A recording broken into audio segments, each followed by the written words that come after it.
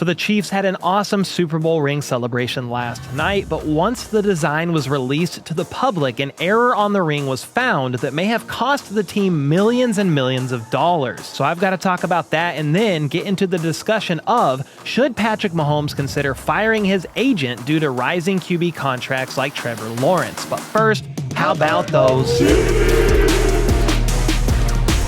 First up, the Chiefs Super Bowl ring ceremony went down last night, and it was great seeing most of the players from the Super Bowl 58 roster there in attendance, whether they were on the 53-man roster or on the practice squad. It doesn't matter. Each one of these players and coaches helped play a role in the Super Bowl win in one way, shape, or form, so they all deserve to get out there and celebrate. Here in a bit, I'm going to look at these rings and sadly point out a mistake that appears to be in these rings that probably could get somebody somewhere fired, because these rings are very expensive, too expensive to have a mistake like that. But first, the ceremony. Mahomes, of course, was there with his wife, Brittany. Travis Kelce showed up, but made sure to avoid the red carpet, probably so he didn't have to answer 15 dumb questions about Taylor Swift. And speaking of T Swift, she couldn't attend the ceremony due to performing out of the country, but she did hop in Mecole Hardman's girlfriend's live stream to celebrate with them for a bit, which I thought was pretty cool to see, and obviously something I never thought I would be reporting on roughly a year ago. Anyway, of course, Big Red also showed up looking fly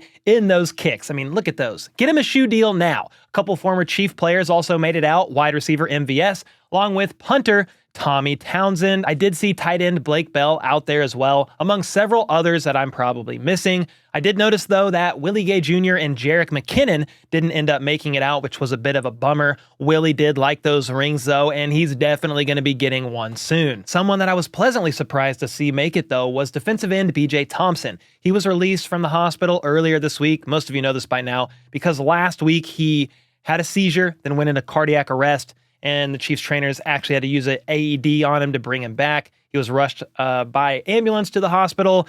They're still running tests. I don't know if there is a specific answer to what's going on or they're not revealing it, but either way, I was pleasantly surprised to see BJ Thompson, at the ring ceremony just a handful of days after getting released from the hospital. And while I have no idea what his future with the team looks like at this current time, hopefully they can get to the bottom of what's going on and he can continue competing for playing time this season. Next up, owner Clark Hunt arrived and was then asked about the future of Arrowhead, whether or not they will remain in Missouri after the lease expires in 2031, or explore other options now that the recent stadium tax vote didn't pass. Specifically, he was asked about the potential of going to the Kansas side with the star bond package they are trying to work out to entice the Chiefs to move across the border. Well, Clark Hunt said, "We're in the period right now where we're willing to talk to anybody. We're open to options anywhere in the metropolitan area," which I found pretty key because that makes it seem like if the Chiefs don't end up staying in Missouri, they still want to stay in the Kansas City area. Great news there. But yes, both Kansas and Missouri are on the table, it seems, at this point in time. President Mark Donovan said he hopes to see these star bonds pass so they can evaluate the details and consider that as another option. And while this is still years away from happening, it's going to be a topic of discussion for quite some time.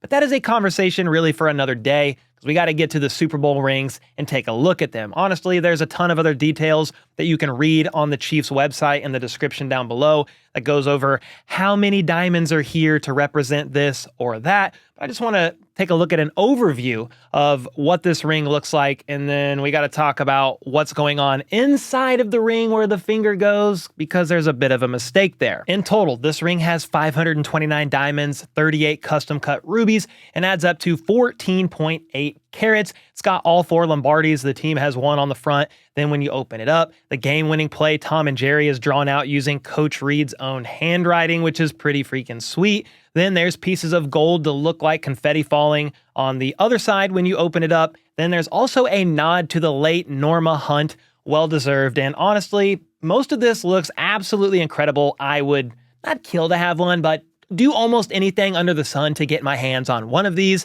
However, there appears to be a mistake on these rings. Somehow, as the rings passed multiple processes of approval, Everybody along the way missed a mistake on there. The inside of the ring, where the finger goes, has the Chiefs' playoff run along with the scores against the teams they played against. And you then have each team's playoff seed engraved next to their name. So the 49ers were obviously the 1 seed of the NFC. The Ravens were the 1 seed of the AFC. The Bills were the 2 seed of the AFC. And the Pittsburgh Steelers were actually the 7th seed. Obviously, the Chiefs didn't play the 7th seed Steelers. They played the 6th seed Miami Dolphins at Arrowhead in one of the coldest games in NFL history. So there should be a 6 on there, not a 7. At the end of the day, it's a pretty minor mistake. Almost nobody's going to notice it, let alone see it, considering it's on the inside where the finger goes. So when someone's wearing the ring, you're only going to see what's on the outside. At the end of the day, it's not the biggest of deals, right? But how the heck does something like this happen? There's got to be so many levels of approval before these get made, especially considering each ring reportedly costs around $40,000. Yet somehow a typo made it through onto the final production. Whoever it was certainly dropped the ball on that one, just like the average Chiefs receiver did last year. Now, was that joke completely unnecessary? Yes, but just like the mistake on the Chiefs ring, it is what it is. It's kind of crazy that the comments on Twitter are the ones who caught the mistake and not the rigorous approval process that should have in theory been in place. Oh yeah, once the details of the ring were shown, the comments made sure to let everyone know these very expensive rings came with a mistake. With all that being said, what do you guys think of this? Are you in the camp of, who cares, it's such a small mistake? Or are you more in line with the thinking of, good God, these are $40,000 each and they came with a freaking typo on them? Either way, I'm not sure the rings are going to get remade over such a small detail, and all the players and coaches will probably just have to remember the Dolphins were the 6th seed and not the 7th. Next up, I want to talk about Trevor Lawrence getting paid, and why the conversation then circles back to Patrick Mahomes, because some are under the impression he should fire his agent. Apparently locking him into a 10-year deal is causing him to lose out on a bunch of money. But first, in case you missed it, yesterday it was announced that Trevor Lawrence got a big old bag of gold coins. I'm talking a 5-year deal, 5-year extension rather. It's $275 million, including $200 million guaranteed and $142 million at signing. This averages out to be $55 million per year, which puts him at the top of the QB market right alongside Joe Burrow. And honestly,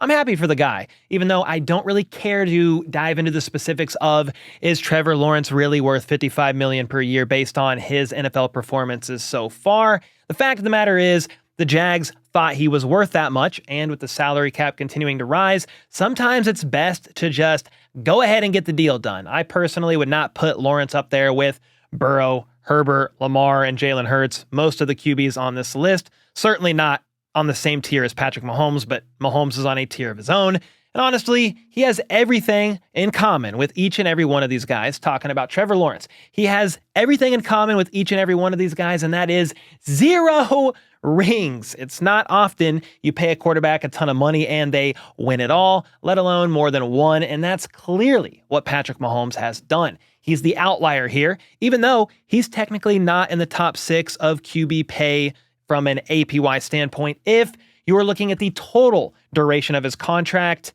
that goes all the way until 2031. However, anyone with a brain even just slightly larger than a squirrel knows his current contract won't be staying the way it is until its conclusion. That was basically confirmed last September when they restructured Mahomes' contract, basically moving money from the back of it to give him a pay raise that includes $210.6 million guaranteed between 2023 and 2026. The most guaranteed money in NFL history in a 4-year span, by the way, and that averages out to be $52.65 million per year from last season up until 2026.